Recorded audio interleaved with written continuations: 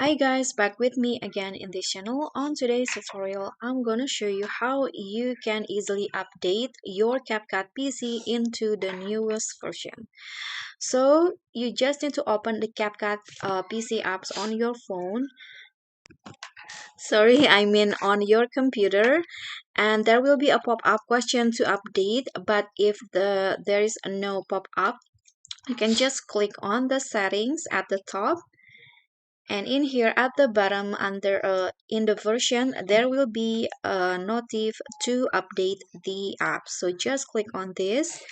Okay, so this is the pop-up that I meant before, and to update you can just click on install now, and now the CapCut will be downloading its newest version.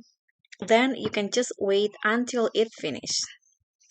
Okay guys, so that's all from me. Thank you so much for watching. I hope you like this video. So don't forget to like, comment, subscribe, and also click on the thanks button. Bye.